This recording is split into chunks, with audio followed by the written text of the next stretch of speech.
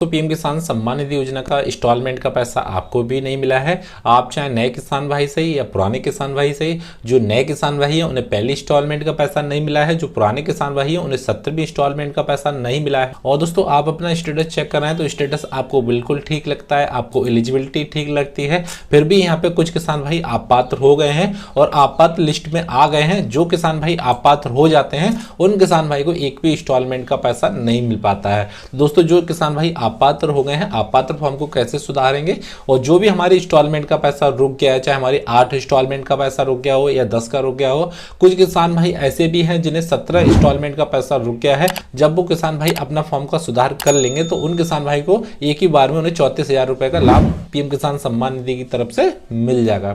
तो दोस्तों सबसे पहले आपको अपना स्टेटस को चेक कर लेना है। स्टेटस कैसे चेक करें, तो स्टेटस चेक करने के लिए आपको यहाँ पे आ जाना है पीएम किसान सम्मान निधि पोर्टल पे और थोड़ा सा स्क्रॉल डाउन करेंगे और उसके बाद में आपको यहाँ पे आ जाता है नाउ योर स्टेटस मिल जाता है, तो इसे ओके करेंगे और रजिस्ट्रेशन नंबर डालेंगे। जैसे कि दोस्तों मैंने 2 किसान भाई का यहाँ से स्टेटस को लॉगिन कर लिया है, एक किसान भाई अपात्र हैं, एक किसान भाई पात्र हैं। तो अपात्र वाले जो किसान भाई का हम पहले स्टेटस को लॉगिन करते हैं। तो लॉगिन करने के बाद में दोस्तों आपको यहाँ पे सब कुछ सेम दिख रहा होगा कि यह किसान भाई पात्र है। जैसे कि आपको यहाँ पे लैंड सीडी का सत्यापन जो होता है वो आपको यहाँ पे यस दिख रहा है और ई-केवाईसी का सत्यापन भी आपको यहाँ पे यस आ रहा है, आधार कार्ड सीडिंग का यस आ रहा है और यहाँ पे आपको इंस्टॉलमेंट भी बन के आ रही है, पेमेंट प्रोसीड भी यस बन के आ रहा है। आपके मन में एक ख्याल आता है कि इन किसान भाई का फॉर्म बिल्कुल ठीक है। दोस्तों फॉर्म बिल्कुल ठीक नहीं है, एक किसान भाई अपात्र हैं। तो अपात्र फॉर्म को आपको कैसे पहचानेंगे, तो अपात्र फॉर्म पहचानने के लिए आपके पास में 2 तरीके हैं।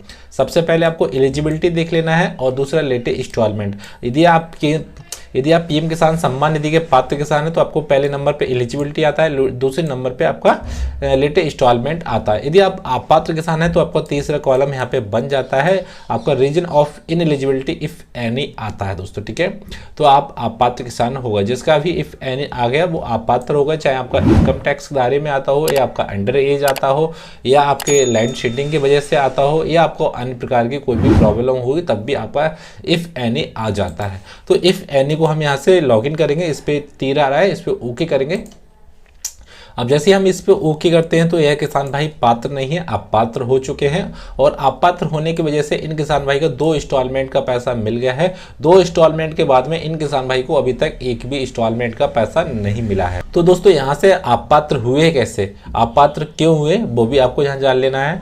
अपात्र होने की जो डेट होती है वो आपको यहाँ पे मिल जाती है। फिलहाल इन किसान भाई ने अपना फॉर्म का संशोधन करा दिया है, ठीक करा दिया, इस वजह से इनका जो डेट होता है वो यहाँ पे पता नहीं चल रहा है और रीजन यहाँ पे जो दिखता है रीजन ऑफ इनएलिजिबिलिटी वो आपका यहाँ पे शो नहीं कर रहा है। यदि आपने अभी तक फॉर्म को ठीक नहीं कराया है, सुधार नहीं कराया है, तो आपको यहाँ पे इस प्रकार का यहाँ डेट दिख जाती है, अपात्र की जाती है, रीजन ऑफ इनएलिजिबिलिटी में आ जाता है किस वजह से आप अपात्र हुए थे। आपको सभी कॉलम कुछ ना कुछ भर के आ जाते हैं और यहाँ पे रीजन ऑफ स्टॉप पेमेंट आ जाता है। जैसे आपका जो पेमेंट है वो क्यों स्टॉप हुआ है, तो यहाँ पे नॉट एलिजिबल दिखा रहा है। नॉट एलिजिबल का मतलब होता है कि आप इनकम टैक्स दायरे में आते हैं या आप सरकारी कोई जॉब पा रहे हैं, सरकारी जॉब में हैं अभी इस टाइम, तो उस वजह से आप नॉट एलिजिबल आ जाते हैं। तो उस वजह से यदि आपको और किसी वजह से हो जाता है, जैसे कि किसी किसान भाई का यहाँ पे अंडर एज आता है, किसी किसान भाई का यहाँ पे भूस्वामी सत्यापित आता है, किसी किसान भाई का लैंड सीटिंग आता है, लैंड नॉट रिकॉर्ड आता है या आपका यहाँ पे डॉक्यूमेंट नॉट अटैच लिख के आता है, इस प्रकार का भी आपको मैसेज आता है, तो अपना फॉर्म का सुधार कर लें। यदि दोस्तों आप अपना फॉर्म का सुधार कर लेंगे तभी आपको जो भी इंस्टॉलमेंट का पैसा रुका हुआ वो आपको मिल जाएगा। जैसा कि इन किसान भाई का 2 इंस्टॉलमेंट का पैसा मिल चुका है, तो यदि यह किसान भाई फॉर्म का सुधार हो जाता है, ठीक समय पे इन किसान भाई का फॉर्म सुधार हो जाता है, तो इन किसान भाई को जो 18वीं इंस्टॉलमेंट का पैसा डलेगा तो इन किसान भाई को 16 किस्त का पैसा मिलेगा, यानी कि इन किसान भाई को 32,000 रुपये एक बार में ही मिल जाएगा दोस्तों, यदि इन किसान भाई ने फॉर्म को ठीक से सुधार करवा लिया हो तब दोस्तों, ठीक है। अब दोस्तों बात रहती है फॉर्म का सुधार कैसे कराएं। फॉर्म का सुधार कराने के लिए दोस्तों आपके पास में 2 रास्ते हैं, या तो आप तहसील से सुधार करा सकते हैं या तो आप कृषि विभाग से सुधार करा सकते हैं। दोस्तों यह है अदर स्टेट के भी लिए है, यूपी के लिए भी है, जो यूपी के रहने वाले हैं या अदर स्टेट के रहने वाले हैं आपको कॉमन मिलेगा, आपको कृषि विभाग मिल जाता है। कृषि विभाग में जो भी कृषि विभाग के जो भी पीएम किसान सम्मान निधि के नोडल अधिकारी होते हैं, जो भी देख रेख करते हैं इस योजना के तहत, तो उनसे आपको संपर्क करना है और उन्हें बताना है कि हमारे फॉर्म में नॉट एलिजिबल आ रहा है, इफ एनी आ रहा है, रीजन ऑफ इनएलिजिबिलिटी आ रहा है, तो वो फॉर्म का आपका सुधार कर देंगे और सुधार होने के बाद में आपको 3 से 4 महीने के बाद में ही आपको इंस्टॉलमेंट का पैसा मिलता है। यदि आपका स्टेटस इस प्रकार का ब्लैंक आता है, डॉट डॉट बन के आता है, तो आपका फॉर्म का सुधार हो चुका है, तब आपको थोड़े दिन का वेट कर लेना है। यदि आपको कुछ कंफ्यूजन लगती है कि आपको फॉर्म का सुधार नहीं हुआ है, हमने कोई भी डॉक्यूमेंट अभी जमा नहीं किया है, तो जल्दी से अपना आधार कार्ड, खतौनी और बैंक के पासबुक को ले जाके अपना नज़दीकी कृषि विभाग होता है या तहसील होता है, वहाँ जमा कर देंगे और उसके बाद में थोड़ा दिन वेट करेंगे और दोबारा से अपना स्टेटस चेक करेंगे।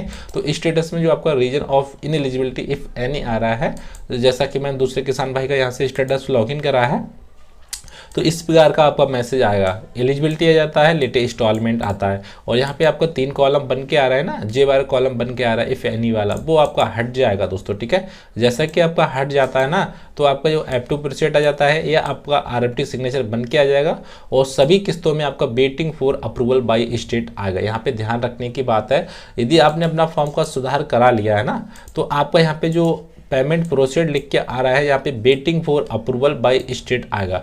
चाहे आपका 1 इंस्टॉलमेंट हो, 2 हो, 3 हो, 4, 5 हो या 17 तक हो, तो जितनी इंस्टॉलमेंट में आपका वेटिंग फॉर अप्रूवल आएगा तो आपको सभी इंस्टॉलमेंट का पैसा मिलेगा। यदि आपका वेटिंग फॉर अप्रूवल नहीं आ रहा है तो आपको कुछ समस्या है आपके फॉर्म में, तभी आपको पैसा नहीं मिल पाएगा। इसलिए दोस्तों आपको अपना स्टेटस को चेक कर लेना है। यदि स्टेटस में आपका इफ़ एनी आ गया है तो आप पात्र हो गए हैं, आप पात्र किसान नहीं है। यदि आप अपना फॉर्म को ठीक करा लेंगे तो जो भी रुकी हुई इंस्टॉलमेंट का पैसा होगा वो आपको 100% मिलेगा। दोस्तों जो हमारी नेक्स्ट वीडियो होगी उसमें हम बताएंगे कि आपका आधार कार्ड सेटिंग नो आ रहा है और बैंक में आपका डीबीडी लिंक है या आपका पोर्टल पे लिंक आ रहा है और फिर भी आपको पीएम किसान सम्मान निधि योजना का पैसा नहीं मिल रहा है, तो दोस्तों अगली जो वीडियो होगी वो आपके लिए होगी। दोस्तों वीडियो पसंद आए तो प्लीज चैनल को सब्सक्राइब जरूर कर लेना और बेल आइकन को प्रेस कर देना।